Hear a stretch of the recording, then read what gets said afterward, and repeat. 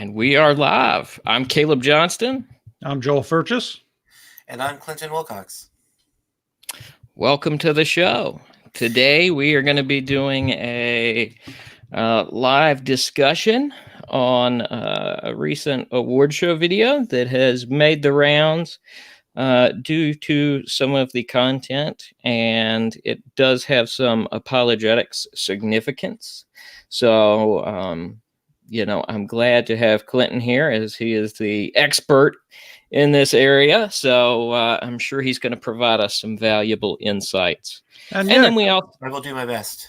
Clinton, you've been on a couple of Mentionables shows, but you haven't really flexed the muscles of your particular area of expertise yet. That's true. I guess I'll perfect opportunity. Tonight. Yeah, for sure. All right. So anything new this particular week? Anybody wanted to throw out there, or news or upcoming stuff before we kind of dive in? Well, there's new information for me. I'm back in school working towards my PhD, but, that only tangentially relates to the Mentionables.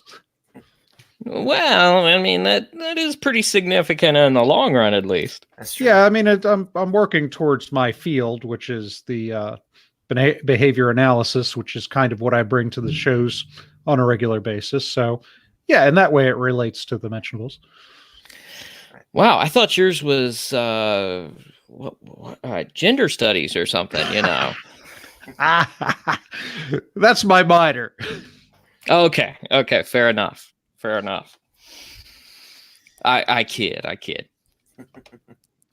All right, so let's go ahead and dive in. So just by a show of hands, this is the Michelle Williams clip from the Golden Globes acceptance speech. We'll skip over the whole Ricky Gervais opening monologue debacle that had everybody. Oh, that's the part, though. I know. It was very entertaining. Probably one of the better things I've heard him speak on. Ricky Gervais is typically not a friend of ours.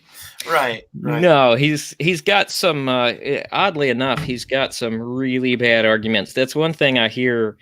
So much of more over the last couple of years is it's went from new atheists like Richard Dawkins and Sam Harris being the spokespeople for why somebody deconverted, to being people like George Carlin, Ricky Gervais. Yeah. They quote a lot of comedians as being the main reason for their deconversion. Actually found a video this week where the whole George Carlin bit on God was we talked on our last episode, Joel, about kind of how everybody has this one kind of thing that triggers the final kind of step in their deconversion, and he went right through kind of the way we discussed, but then his deconversion moment was this George Carlin video. Yeah, well, when I discussed it, the way I see the trigger is that which gives them permission to start questioning.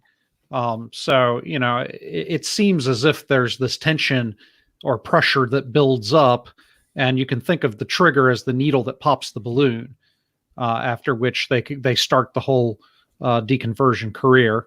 And I'm borrowing language from conversion studies at this point. But yeah, so the trigger doesn't have to be something really significant. And typically when I've looked at them, they're not. There's some pretty basic questions, but it's that little thing that gives them permission to start spewing all their doubts around everywhere. Yep. and that was the story here. It's another video we'll have to pull up and watch sometime, because it was interesting in terms of the way it kind of stepped along, same way as the whole video we looked at last time. Yep. So fun stuff. Yeah, all right. Like they say, if you get your philosophy from comedians, don't be surprised if it's a joke. Yeah, I mean, if you go back that. And watch our YouTube channel, I did a video where I just took tiny little clips that, somebody had compiled a video of 20 little clips that were 10-second clips of some atheist spewing some kind of quippy little argument out there, and I would show the clip, and then I would respond to it with a quick soundbite and go back and forth. And most of the ones in that series were comedians, including Carlin a couple of times, and I had to kind of edit him because he's NSFW, if you will. Right. Yeah, he was very colorful. Yep. All right, so this one borders on getting colorful at a few times, depending on if you get the gist of what she's saying. But we'll go ahead and kind of dive into this. Just, I'll stop at a few points along the way that I think are kind of meaningful to stop at and kind of discuss as we go through. But, feel free to jump in and interject at any point if you want me to pause the video and touch on something. All right. Play it slow, and then we can stop and explain the innuendo to Clinton. All right. All right. Okay, so here we go. So much family and to the Hollywood Foreign Press Association. When you put this in someone's hands, you're acknowledging the choices that they make as an actor, moment by moment, scene by scene, day by day, but you're also acknowledging the choices they make as a person, the education they pursued, the training they sought, the hours they put in. I'm grateful for the acknowledgement. Right away, her statements are a train wreck. I don't watch these award shows because it's just Hollywood elites giving other Hollywood elites a pat on the back for stuff that they do. Sure, a pat on the back. Well, yeah, among other things. But yeah, giving someone an award does not affirm all of the choices that they make. That's just kind of a silly thing to say. When we look back on a lot of moral reformers, they weren't always the most morally upstanding people in all situations. But it's still appropriate to affirm them for the work that they did, which doesn't mean you have to affirm every single choice that they've ever made. That's just a silly thing to say.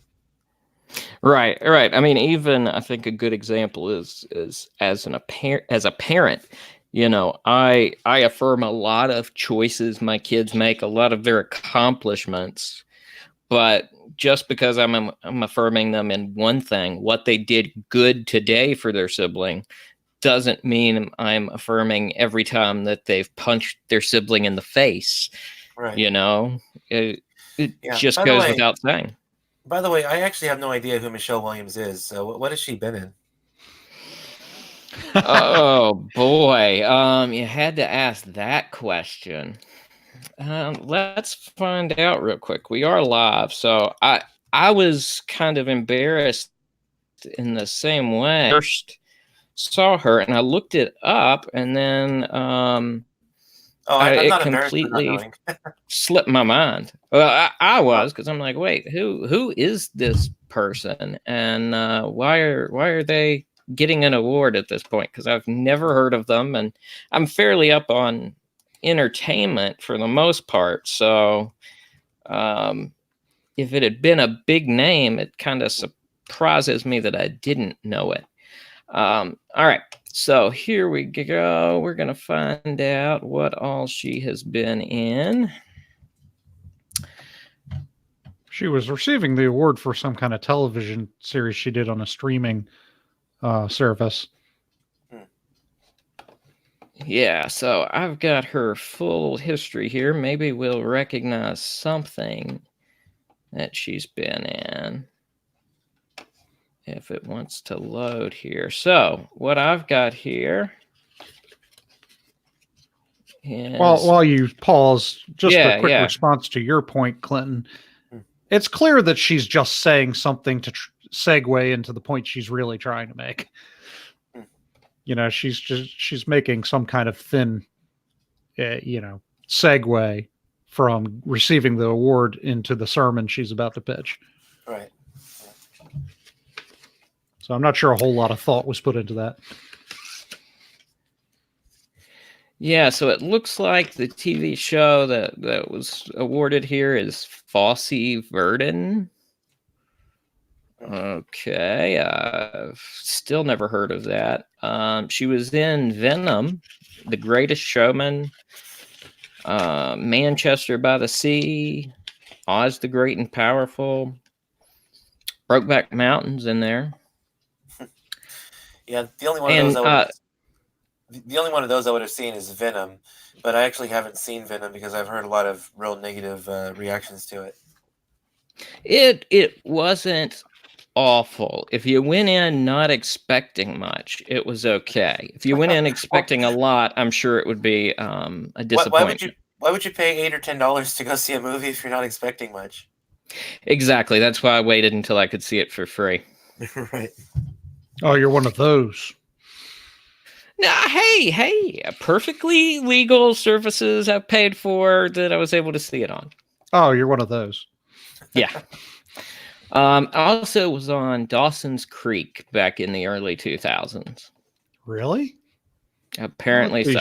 She's 39, so yeah, she would have been in her tweens or teens back then. Yeah, okay, so no wonder I don't recognize her. I haven't seen anything she's been in. Yeah. All right, we will carry on a little bit here.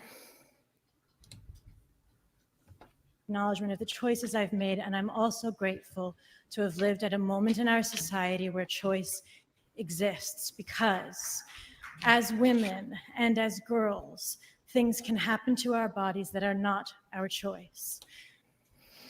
All right, so what she's trying to say there, Clinton, is that girls can do it and then maybe get pregnant. Yeah, but she apparently doesn't think that that women can choose to have sex. I mean, no, she says things can happen to our body. That has nothing to do with the sex. It has everything to do with the sex. But yeah, it does. Sex makes babies, and so this is one of the ways that pro-choice people tend to obfuscate the issue. Is that number one, she says she's glad to live in a time in our society where choice is available. Well, all sorts of choices have always been available. Yeah, 1973 made abortion legal, but that wasn't when women finally were able to choose things. They could choose things for a long time before that. But also, they talk about pregnancy as if it's just something that happens to them. They'll say, "Oh, I had sex, but I didn't choose to get pregnant." Well, you did choose to have sex, and sex leads to pregnancy. Ergo, you chose to get pregnant because you chose to have sex, or at the very least, you consented to the possibility of getting pregnant. You can't just have sex consensually and then say, "Oh, I never chose. It wasn't my choice to get pregnant." Well, you did have a choice to perform the act that got you pregnant. So that's just more obfuscation from pro-choice people.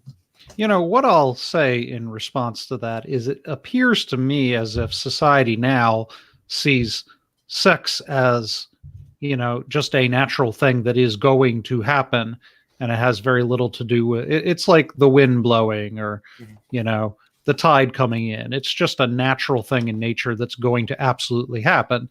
And we have to do something about that in order to keep it, pregnancy from also occurring. So one of the things you'll hear them say a great deal is education.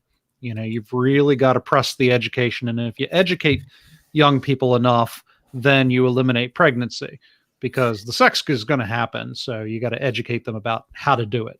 Yeah, doesn't that kind of take choice out of the equation, though? Because they're obsessed with choice. They want to have the choice to be able to have an abortion or not. But if you're going to say that sex is something that just happens, it's just going to happen anyway, well, that negates any sort of responsibility, because, pregnancy is not the only thing that can result from having sex. You can get an STD. Well, if a woman consents to having sex, is she responsible for contracting an STD? It seems like she would be. All things being equal, obviously, like if the guy she had sex with hid it from her, then obviously she's not at fault for it. But if she had sex in full knowledge that the guy she's having sex with has an STD, then it seems like she has responsibility for the fact that she contracted it, even though she didn't choose to contract the STD. She still consented to the act that led to her contracting it. So it's the same kind of thing here. It's it's not something that just happens. It's something that we can choose. And so there is this idea now that you can have sex without getting pregnant, and this is what the contraceptive mentality has led to. In that now that contraceptives have been legalized and are pushed by even Protestant churches now, but by the government and by everyone else.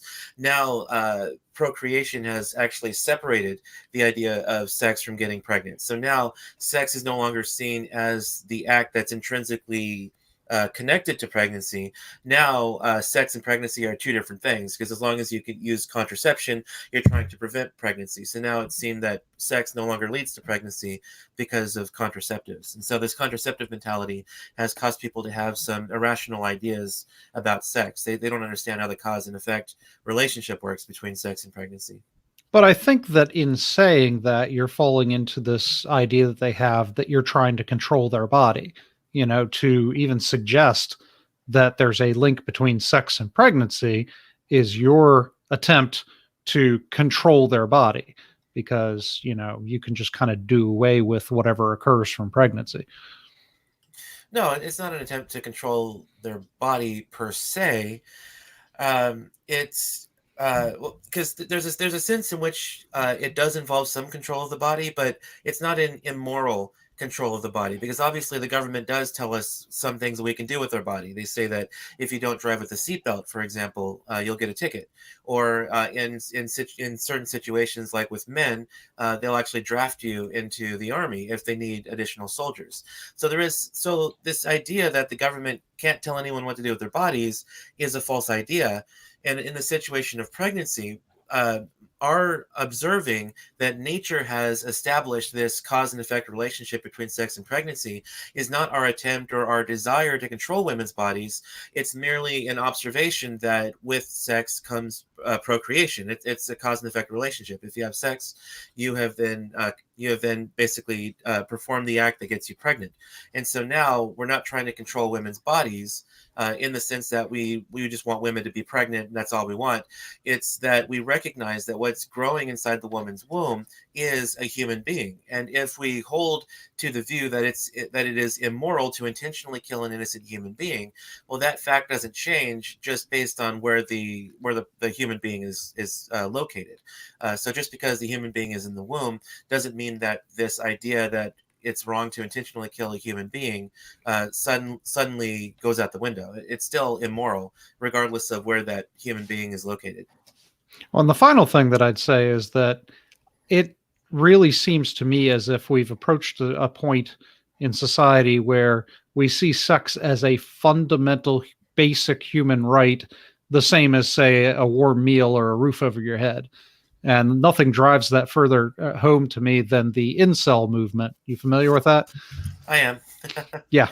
So, I mean, the fact that you could be protesting the fact that you're an involuntary celibate, is, at core, this idea that sex is a fundamental human right and they're being robbed of a human right. Yeah, see, I have no problem considering sex to be a fundamental human right, because there's an innate need in all of us to have that closeness, to have sex, and sex is how the human race propagates. If everybody just immediately stopped having sex, the human race would never continue, unless we suddenly just all did it artificially in the lab, because there's that technology now. But we have to understand that there's a difference between a positive right and a negative right if we're going to talk about sex as a concept of a human right. A positive right is a right that someone else is obligated to provide for you. So in the United States, our Constitution considers the right to an attorney to be a positive right, because if you're going to be sued or you have the possibility of going to jail, the government will provide an attorney for you if you cannot afford one. So the right to an attorney is considered a positive right. But then there are also negative rights, which is not that anyone has an obligation to provide it for you, but they do have an obligation to stop you from obtaining it. And so for example, the right to life, we would view as a negative right. No one is obligated to provide me life. In fact, it kind of doesn't even make any sense to say that someone is obligated to provide me a life because I'm already alive. And I was kind of alive against my will, certainly. But we view the right to life as a negative right in that it is immoral for anyone to remove my life from me. It's immoral for anyone to kill me unjustly. And now, if we say that it's a right, even considering the difference between a positive and a negative right, we still have to understand that no rights are absolute. And so, just saying that sex is a negative right means that I have no right to prevent someone else from obtaining sex if they want to have sex, but that doesn't then give them carte blanche to go out and just force someone to have sex with them, because that would be immoral. That would be an unjust treatment of another person. You'd be treating that person as merely a means to an end, that is sexual gratification. So, like I said, I have no problem viewing sex as a human right, because it's the way we procreate, and there's that innate natural desire for that. But we have to understand the concept of rights properly if we're going to talk about sex in the context of a discussion of rights. And All right. and I think you make a very good philosophical point there on a little bit more just, I guess, basic contradiction point as well, is part of some of the new gender definitions we're seeing nowadays. One of the LGBTQA, the A is often, I'm told, for asexual. So to describe sex as a right of every individual, but then you have asexual individuals who would, reject and not actually want this right as well. If you're looking at both of these things from a biological standpoint, as is often the case, then you're beginning to run into a contradiction there as well.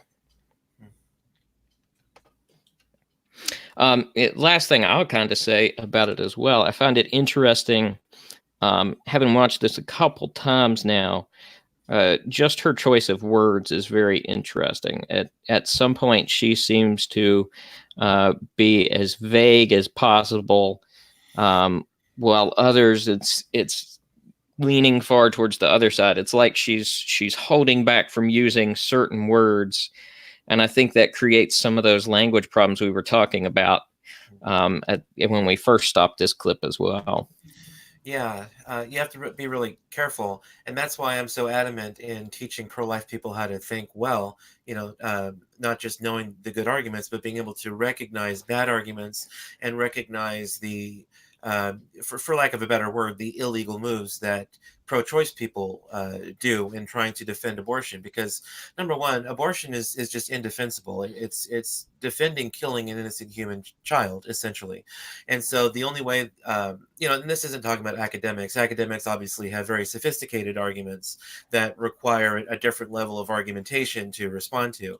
But just at the street level, one of the ways that they try and argue for their position on abortion is by misusing language.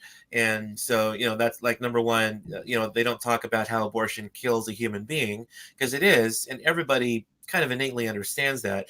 So they just really focus on that word choice. If you oppose abortion, you're anti-choice. You're not anti-killing a human being, because then they'll say, oh, you're not just, you're not pro-life, you're just pro-fetus, or you're pro-birth, or something like that. And so that's one of the ways that they defend their stance on abortion, is that they'll just use terms incorrectly, because as it's been said, whoever defines the terms wins the debate. And so they know that if they focus on the fact that abortion kills a human being, they'll never win the argument. So they have to redefine the terms of the debate in order to try and defend their position. You seem to know a lot about this, Clinton. I don't know if all our viewers are familiar with your background. Would you like to share a little bit about why you're so knowledgeable on this subject? Sure, I've done a little bit of reading about it. I've been involved in the pro-life movement now for roughly 10 years. It kind of all started after I got out of high school and went into college. I took a public speaking course, and one of my speeches had to be on a controversial topic. Back then colleges weren't afraid of engaging controversial ideas. So so I was allowed to do a presentation on the topic of abortion, which is just kind of the topic I chose out of thin air. And as I studied, because I had to present both sides equally, I came to realize what the arguments for the pro-life position were, what the arguments for the pro-choice position were, and the arguments for the pro-life position were just much, much stronger than the pro-choice arguments. And so that's when I really became pro-life at that point. And so from then, I went through a program called Justice for All. I went through a few times, and now I'm a certified speaker and mentor through Justice for All. I also work for Life Training Institute, which is Scott Klusendorf's organization.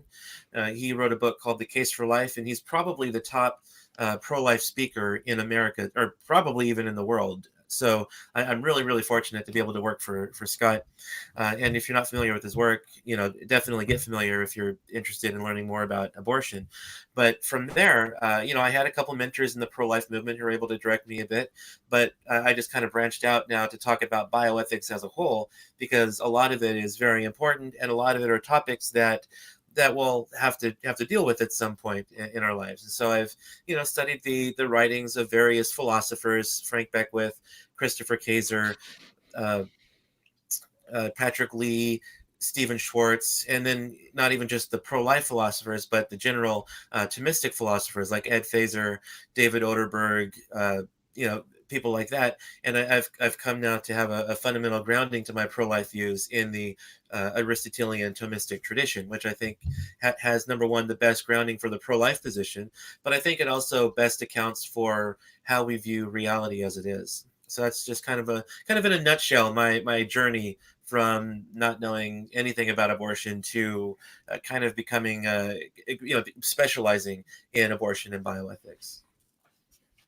Very nice. Thank you. And I think listeners will love to go back and listen to that again and pick up on some of those references if they care to kind of follow down this same road of research.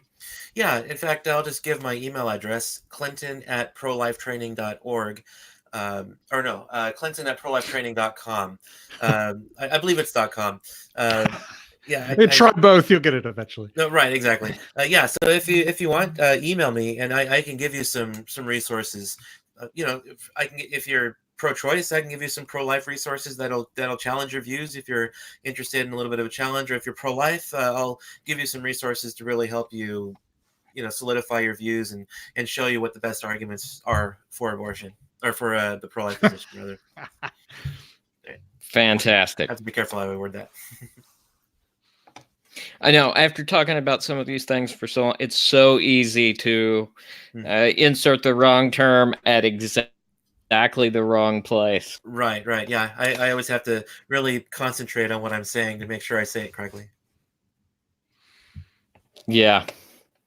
And you had a pretty big debate on this topic at one point, right? I mean, yeah. I'm sure you've had many debates, but only a few. I'd love to have more, because I really want to increase my ability to do debates, but I'm actually not really concentrating on debates any longer. I'll have some discussions on the topic, but there are a lot of other more qualified debaters, and so I'm kind of leaving the debating to them. And so I'll have discussions with pro-choice people, and really my niche in the pro-life movement is education.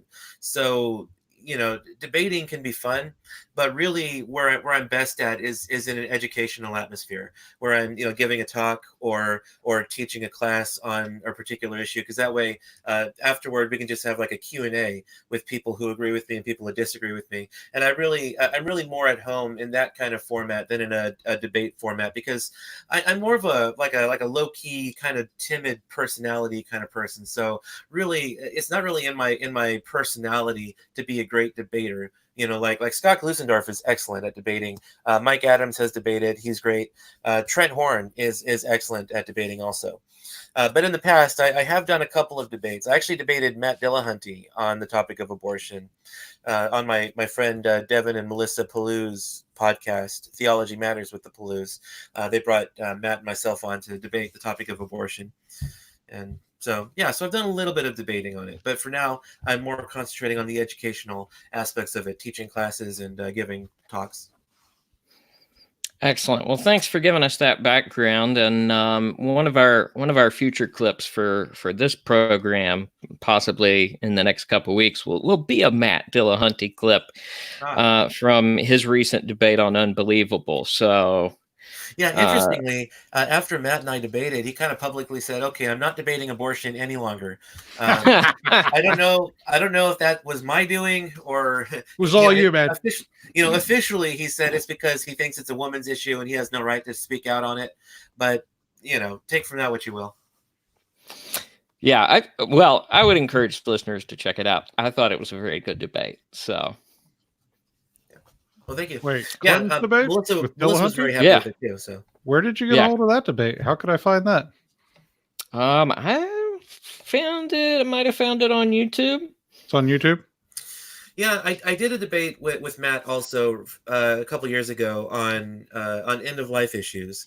That one I don't think went as well. That's the one I saw. I maybe haven't heard the abortion one yet. So which podcast did you say that was on again? It was on Theology Matters with the Palous. And I believe they're on Blog Talk Radio. So if you go to blogtalkradio.com and search for their podcast, you should be able to come up with it.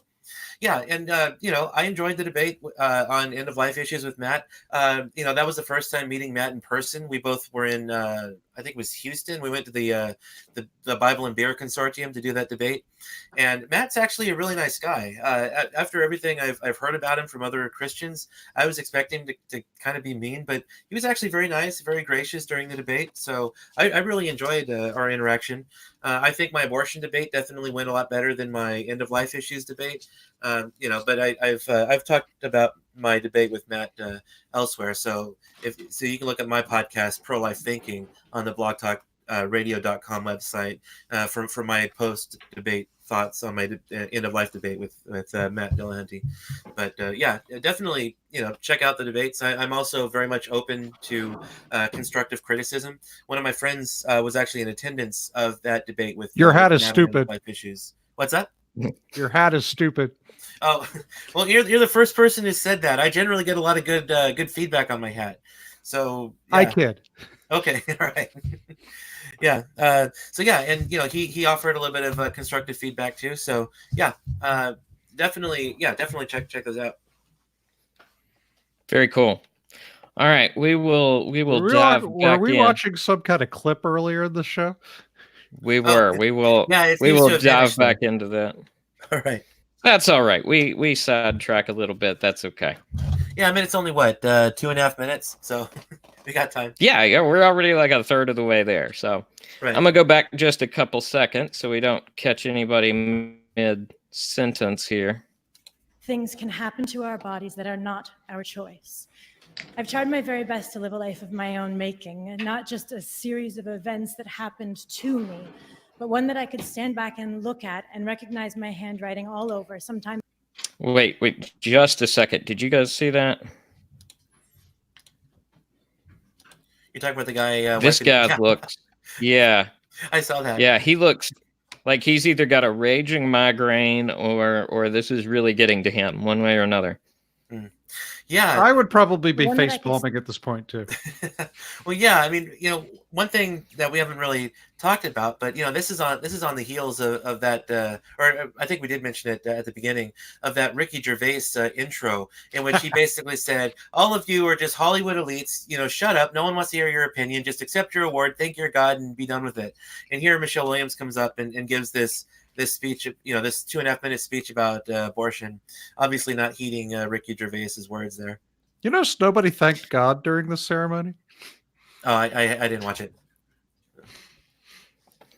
Yeah, I didn't watch all of it either. I've seen clips, and that's been about it. You'll have to fill us in on all the details, Joel. Yeah, there you go. All right. We'll carry on after my sidetrack. Stand back and look at and recognize my handwriting all over, sometimes messy and scrawling, sometimes careful and precise, but one that I had carved with my own hand. And I wouldn't have been able to do this without employing a woman's right to choose. Okay, so she kind of makes it very clear there what she's actually implying here. Yeah, there's that word choose again. I do not think it means what you think it means. Yeah, yeah. So I don't know. I think it's very obvious, and I think all the press afterwards has made it very obvious. What she's saying here is that she had an abortion at some point in her career, and that this wouldn't have been possible without her career as is wouldn't have been possible without having had that abortion. Yeah. Yeah, and this is where a number of pro-life people have been taking issue with it, and rightly so, is that, abortion is often portrayed as a feminist ideal, that, they need abortion to be able to compete with men, and it empowers them because it gives them a right to choose. Well, the problem is that what she's essentially saying is that without abortion, she would never have been successful as an actress, which is about the least feminist thing you could ever say, because a woman's body is unique in that they gestate children. And so by saying that, number one, by saying that they need abortion to be equal with men, what they're really saying is that the male body is normative. And so they have to become like men in order to succeed in society. And of course, that's a ridiculous thing to believe. And there are a huge number of pro-life women who would disagree with that. Second of all, she's saying that without abortion, she would not be able to succeed in her job. And of course, that's false also, because what she's essentially saying is that in order to succeed, she has to be able to kill her child. And again, that's a position that's just not a feminist position, because women shouldn't have to be able to or shouldn't have to be forced to kill their children in order to be successful. If I could sidetrack a bit, based on your statement earlier, I was recently studying the role of gender in conversion and religious conversion. And one of the points made there was when, women in feminist movements were abandoning various religions, for the idea of them being oppressive to women and so forth. There was this point being made that this whole idea of feminism pushes women to be more like men, like you said, which makes the male idea, the male role is the society, therefore women should strive to be more like men, and they felt that to be very unfeminist.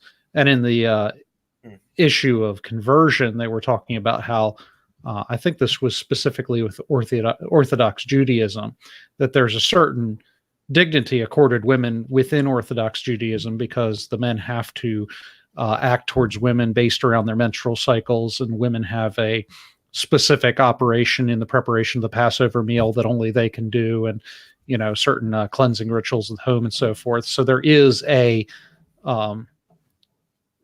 function that women serve in Orthodox Judaism, and to say that the male function is the superior over the female is very anti-feminine, because it says that the male role is the one that we should all strive for, and they base that as sort of a patriarchal idea. All right. Yeah, I mean, there's a reason that the original feminists, the ones fighting for actual women's rights, like the right to vote, the right to own property, etc., were pro-life, because they were they were actually fighting for women's equality, and they said, considering that women are considered less equal than men, that they're basically considered as not equal persons with men, it would be the height of hubris to then turn around and treat our own children like that. And so, the feminists of today are very far removed from that actual fight for women's rights, and so they have to keep up this charade that their rights are in jeopardy, essentially. And so abortion is just the latest battlefield that they have to fight, because being far removed from actually being considered as not full persons like the original feminists were, Elizabeth Cady Stanton and women like that. They don't really understand the plight of the original feminists, and the original feminists were pro-life for that reason, because of the oppression, that the actual real oppression that they faced.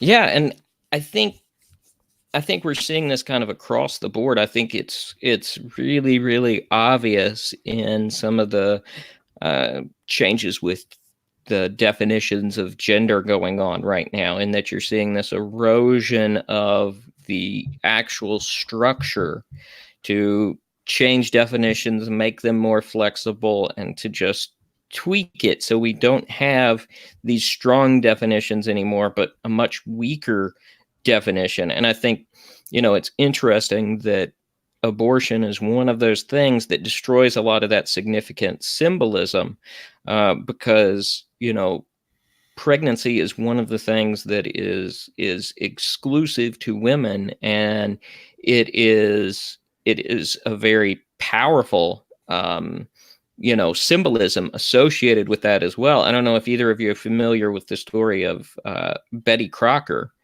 but when they first released the cake mixes, essentially it was, you just add water to these things. That's all you had to do. Add water, throw it in the oven, you make a cake. Well, they wouldn't sell. So they had a bunch of psychologists look at this and kind of analyze what's going on here. And they said, you just have to add some directions to the box. Have them add eggs to the mixture, which weren't actually needed in the mixture to, make the cake the same way.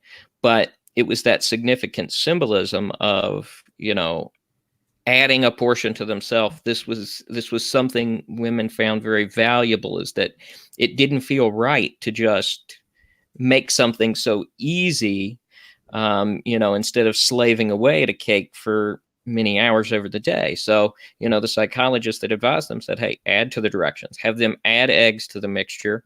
And all of a sudden, it starts flying off the shelves, just because the symbolism was so significant in terms of the value women felt they were bringing to their families by this product. When it was just adding water, they didn't feel it had the value of something to, bring to their family as a gift. And the symbolism of the egg is significant because of its reproductive significance as well. So, to have abortion be such an issue of choice is really one of those things that I think erodes a lot of that significance of, women's role. And that's not to say that's the only thing by any means. Like, you could take any male activity and say the same thing with it, but it does kind of do that same thing of devaluing, the terms of male and female, and masculine and feminine. To devalue these things, it just weakens all the definitions to a point that, we're losing some of that value in terms of what words mean. Hey, shouldn't we be changing the terminology from a woman's right to choose to the right to choose? Good point. Yeah, I suppose so. All right, we'll continue on here. Okay.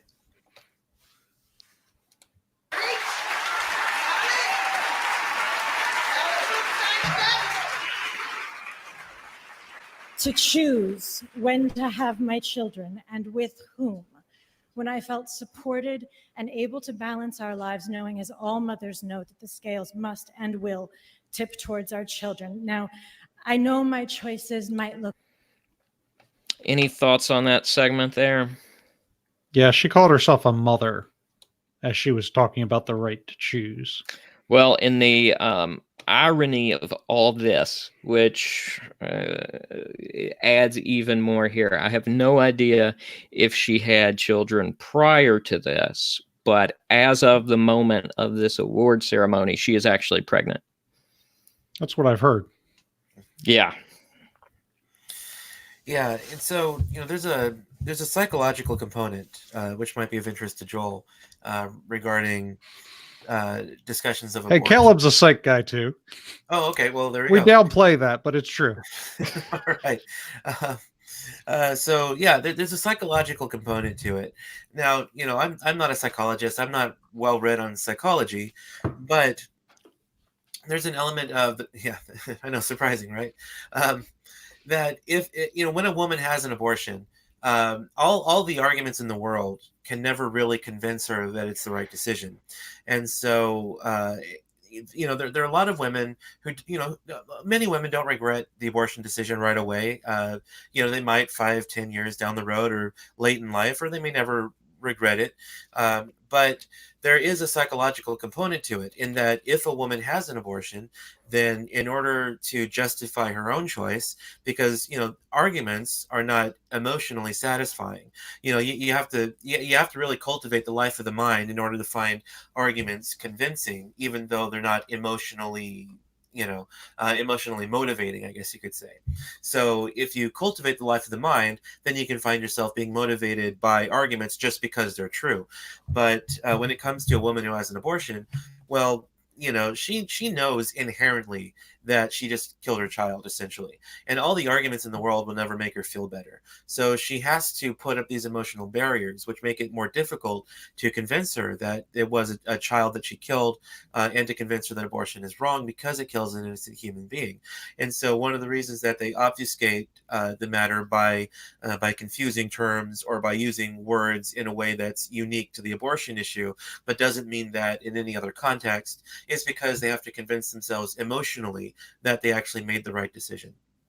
Yeah. So the first thing that jumps to mind is that I was on the jury for a murder trial one time, and the basic nature of the case was that this guy, he had no friends or family, and he was kind of a desperate, lonely guy, and he had a friend who would manipulate him to do, basically anything he wanted, just because he was his friend. And so basically he and his aunt hired the guy to go kill a family member they wanted offed. And after he did it, his friend texted him and was like, "Yeah, you a stone cold killer, bruh." And he was just trying to make it into a cool thing that he just murdered a guy, just to kind of psychologically justify the thing. Right. But more to the point, though, Caleb, I'm sure you know this as well, that we tend to give reasons for an action after we've already committed the action. And you see this in hypnosis. You can put a post-hypnotic suggestion in a person, and then they'll do whatever it is that the suggestion is, and then their mind will give them a reason why they chose to do that thing. They didn't really choose to. It was just some kind of suggestion that was given to them, and they were following the suggestion, but they're confused.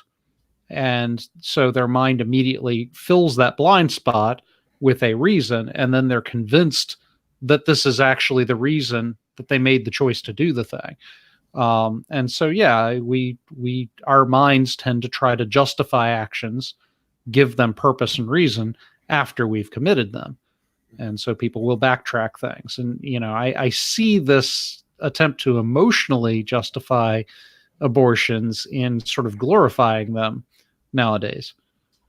Yeah, and I just wanted to mention, I saw on one of the Mentionables posts that one of the commenters who listens to the podcast says, "Oh, you guys probably never interact with any atheists, do you? Because you don't sound like you."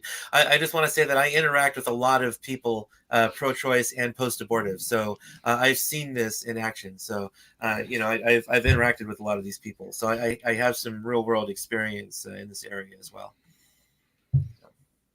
Yeah. Oddly enough, most of the pro-life, pro-choice engagement I've had some with non-believers, but oddly enough, a lot of the engagement over this topic for me has actually been with other believers who have adopted a pro-choice stance and have attempted to justify it. Yeah, that's pretty shameful, to be honest. That these are children who are still made in the image of God, and so for a Christian to justify abortion, they're justifying. It's no different. As Christians, we can talk about how it's modern day Molech worship, abortion, because you're basically sacrificing your child for the promise of a better life, and so for a Christian to justify abortion, to justify the killing of someone made in God's image, for a reason to make someone's life better in some way. Now, obviously, there are some rare situations which may justify it, like if her life is in immediate jeopardy. But like in Michelle Williams' situation, she was not justified in having this abortion, and for a Christian to argue that she would be justified is no different than paganism, really. That you're basically saying that it's permissible to sacrifice your child for the promise of a better life, essentially. So a Christian, especially, should not support abortion. And traditionally, the Christian Church has opposed abortion. We can see throughout Scripture that we're called to stand up for those who don't have a voice, that we're called to stand up for those being oppressed and oppose their oppression and their killing, that God hates the shedding of innocent blood, that all human beings are made in God's image, etc. But one of the earliest Christian documents, the Didache, actually condemns abortion and infanticide in no uncertain terms. And so from the earliest point of the Christian church, abortion has been condemned. And it wasn't until fairly recently that Christians started supporting the practice of abortion. Yeah, it's it irritates me, however, that abortion and pro-life are framed as a very religious ideal, that essentially if there was no religion, there would be no pro-life, because it's entirely a religious concept. Yeah, and that's by design. That was an intentional falsehood by the pro-abortion lobby in order to get abortion legalized in 1973. Bernard Nathanson wrote about this in his book Aborting America. Bernard Nathanson founded NARAL, which is a very pro-abortion organization. He was the president of NARAL for a time, and he eventually became pro-life. In fact, I believe he became pro-life after he witnessed a fetus in an ultrasound, but don't quote me on that. I'm not 100% sure, but I think that's how it happened. He did an abortion on an ultrasound baby, on a baby through an ultrasound, and became pro-life through seeing it graphically. But essentially, he wrote a book called Aborting America, in which he talks about the fight to legalize abortion, because he was on the front lines of that fight. And one of the things he talks about was that they basically framed the fight for abortion as a religious issue. They got pro-choice, Christian pastors and priests to say that, we shouldn't force our pro-life views on other people and on women who want to have an abortion. And they essentially framed it as a religious argument, even before 1973, the pro-life movement were still using science and philosophy. Some theology were appropriate, but they were using primarily science and philosophy, because science showed in the mid 1800s that human life begins at fertilization. So we had that knowledge for over 100 years when Roe v. Wade was legalized. So it was the pro-abortion, pro-choice lobby that framed the abortion issue as a religious issue.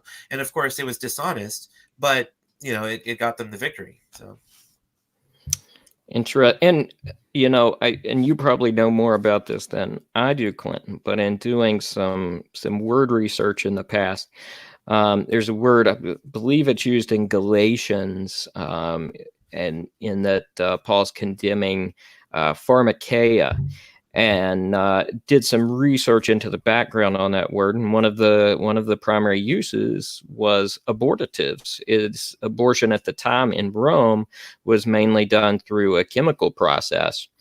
It was a used process even back in the early days of the church. So this is something that, while I'm not entirely sure that he was using it in exclusively that context in this verse, it's something that was certainly going on at the time of the beginnings of Christendom. So it's a position that I think, like you said, we can say has been the Christian position all the way back. Right. All right. Also, one other thing to note: there was a lot of hooping and hollering after her mention of her choice, and I actually did some research into who these voices were that were hollering. One of the things yelled. It took me a few times listening. Someone yelled "preach" as a remark. In the background, and it turns out a lot of these people they zoom into at the time, or the one who yelled "preach" was Tiffany Haddish, who apparently another actress who had recently condemned Georgia, and decided not to film anything in Georgia after their law change. Yeah, isn't it funny how Hollywood keeps boycotting Georgia, but they'll go and film in China and other places which have which are pro-choice, but like China forces abortions on women, and so yeah, so they're definitely China gets them a lot more money than Georgia does probably, but they're not very consistent in how they condemn things, which I think was part of Ricky Gervais's point. That no one wants to hear any of the Hollywood elites, condemnations, because they're not consistent in how they condemn, humanitarian abuses. That's very true as well. All right, I will pull this up. We'll play through the rest of it, unless you guys see anything you want me to stop beforehand. Look different than yours, but thank God, or whomever you pray to, that we live in a country founded on the principle that I am free to live by my faith, and you are free to live by yours. So women 18 to... Did she just say faith? What was that, Joel? Did she just say I'm free to live by my faith? Let's see. I'll rewind just a tad here. I definitely heard her thank God there. Yeah. Well, I was wrong then. I am free to live by my faith, and you are free to live by... Nope, you were exactly right. Free to live by her faith. Mm-hmm. Well, then this probably goes back to this idea that, and then she says you're free to live by yours, and so this kind of goes back to this idea that you can do what your religion tells me to do, but you can't make me do what your religion tells you to do, kind of thing. So, and I think that may be the point she's trying to make here. Yeah, I think you're probably on the right track here. Yeah. Yours. So women 18 to 118, when it is time to vote, please do so in your own self-interest. It's what men have been doing for years. Because, as we know, women have only recently attained the right to vote. It's what men have been doing for years, which is why the world looks so much like them. But don't forget, we are the largest voting body in this country. Let's make it look more like us. Tommy and Matilda, I can't wait to come home to you. Big deal about abortion in such danger then. Sounds like she should be a lot more confident than she is. But the reality is there's a large number of women who are pro-life and believe that abortion is not permissible in most or all situations. So yeah, her whole speech is just pandering to the left. Yeah, I would say so. And I mean, a lot of people have pointed out these kind of similarities here, but the irony of appealing to faith, appealing to God, all while she's holding this golden trophy slash idol and appealing to the fact that her abortion is what's given her the fame that she's come to. I mean, the parallels there, someone shouting preach in the middle of the whole thing. Just an awful lot of stuff there that just churns your stomach the wrong way. Well, I wonder if she changed anybody's vote after that impassioned speech and then telling us to vote Probably not. for women's rights. I would imagine she, you know, everyone who agreed with her is just gonna still vote the way that they did, and everyone who doesn't agree with her is still gonna vote the way they were gonna vote before. I doubt she changed anyone's mind with that speech, which is heavy on emotion but short on substance. True. One thing I do want to throw in there, just particularly as people watch this video, I'm sure we'll get the response that, oh, you're three men, you shouldn't be discussing this anyway. So, what do you do when you get that response, Clinton? Oh, well, sometimes I go the Frank Beckwith route.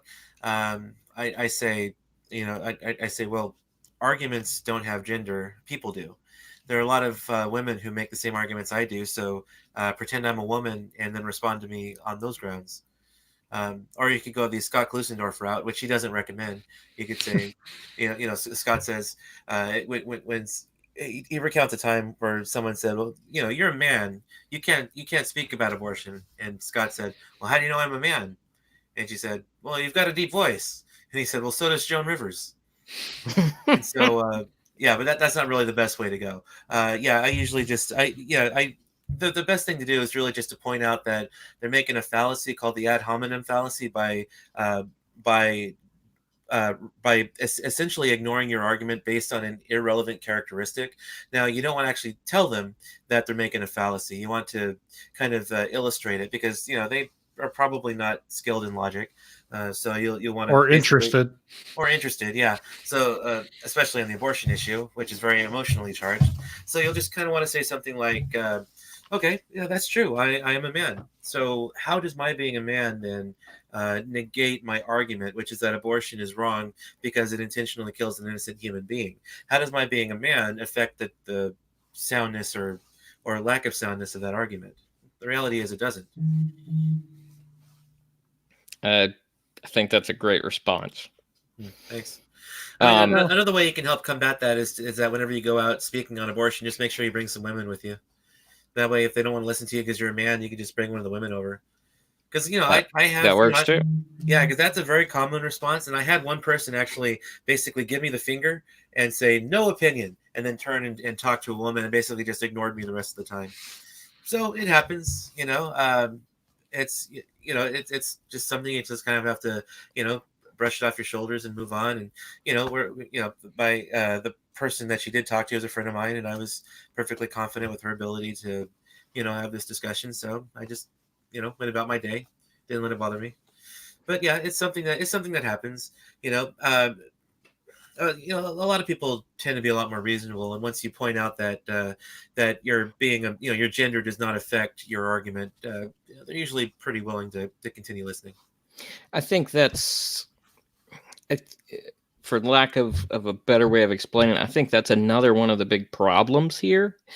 And I'm not sure how much you run into this, but I think one of the issues too, from excluding men from this discussion, negates a lot of the responsibility. And I think in her story, from what it sounds like, from what we can gather from this very brief narrative, is she's essentially indicating that whatever situation she was pregnant in before was not with someone who was able to step up and be responsible on their end of things.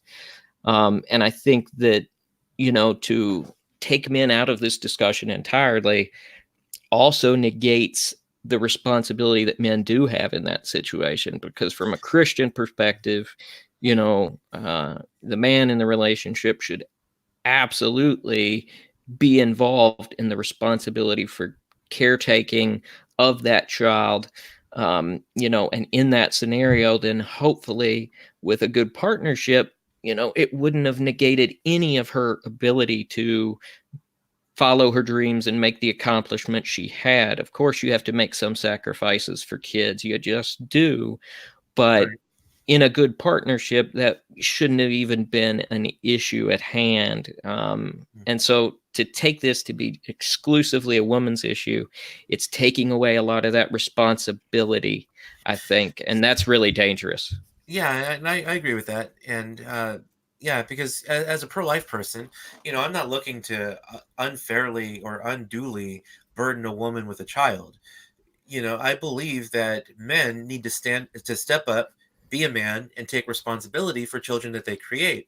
But legalized abortion allows men to take advantage of women. It allows them to basically treat women as sexual objects and then threaten to leave if they don't go in and abort the child because they don't want that responsibility. So, number one, legalized abortion and the pro-abortion lobby do actually have the effect, unintended though it may be, of men not stepping up and taking responsibility for the children, and that leads to more abortions because and a lot of times, the Guttmacher Institute has done research on why women have abortions, and one reason a lot of women give is that they didn't feel that they were able to raise the child on their own. If the man would step up and help her with the child, then a lot of women wouldn't have abortions. But legalized abortion gives men that safety net. If contraceptives don't work, or if they don't want to use contraceptives, there's always legalized abortion that they can just take care of the baby, and that way they won't have any responsibilities or any child support or anything like that. So that's one. Another is that there are a lot of men that are adversely affected by abortion. There are men who want the child, and the woman goes and has the child again, has an abortion against the will of the father, and that can really screw up a guy. And so by saying that abortion is just a woman's issue or primarily a woman's issue, it's basically negating all of the men who are harmed by the mother of his child going in and having an abortion. So by essentially claiming that men shouldn't have a say on abortion, it adversely affects women by allowing men to treat them as sexual objects, and it negates the real harm that's being done to men whose children are aborted. Yeah. I mean, that's the consequence of arguing that that's just part of the woman's body until it's out of the woman's body, because Right. as long as it's part of a woman's body and not an actual human being, which is half the father and half the mother, the father has absolutely no say on that thing that he created. Right. Yeah. Or co-created. Well, gentlemen, any final thoughts before we close out for the night?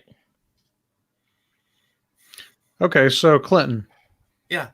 Being both a music guy and a bioethics guy, can you please explain to me what the Ace of Base song "All That She Wants" is about? I'm not very familiar with Ace of Base, actually. Really? Yeah. Do you happen to know the words off the top of your head? Okay, sure. It's the song is, the chorus is that well, let's see. Basically, it's talking about a woman that gets up and she goes to the beach and she's trying to like hit on a guy and take him home, and then the chorus is that all she wants is another baby, but then she's gone tomorrow. I have heard that. Okay. Yeah, I don't know. I haven't really done an analysis of the lyrics. I have heard the song though. Yeah, all that she wants. Yeah, I've heard it. Yeah, so I don't know. I haven't done an analysis on it, so I can't really speak intelligently to what they meant by the song. It But, honestly sounds like a woman who's seducing guys just to get pregnant, and then she's leaving them so that she can have another baby, which makes very little sense to me. Yeah, I don't know. I mean, I don't know why a woman would want to do that, but Welfare queen? Maybe, I guess. Yeah. Oh, they're the lyrics there. I can't see. Yeah, so Jill's came up with a new segment for us where we can analyze song lyrics. Oh. So there we go. Yeah, that's about We'll half have of to- what I do in my head. Okay. Yeah, well, I mean, I do know a number of pro-life songs. So, yeah, in fact, what I was pleasantly surprised to hear is that the 80s hair metal band Extreme is actually very much pro-life.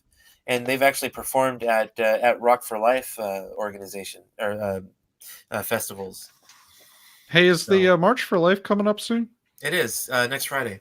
Oh, wow. No, actually, this coming Friday. Yeah, I'm flying out to Maryland on Wednesday to stay with a friend, and we're going to go out to the March for Life on Friday. Can you come see me briefly? Oh, yeah. Isn't your friend somebody I know? Jody Ward? Yeah. Yeah. Yeah, definitely. We could go see you. Yeah, I'll send her a message and we'll work that out. Because All right.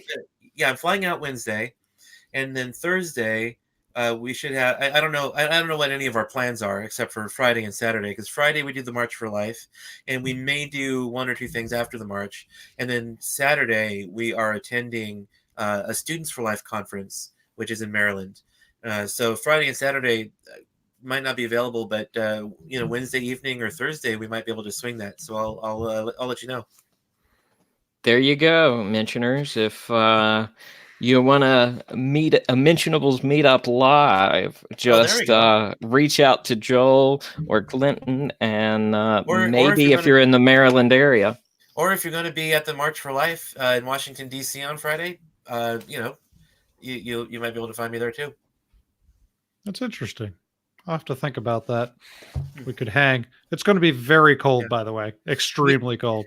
Yeah, I mean, this is my third year being there. So after 2 years, I've come to expect the cold weather. So I'm going to be bringing a scarf, bringing some gloves. I'm going to be bringing a heavy coat. So I'm going to be prepared this time.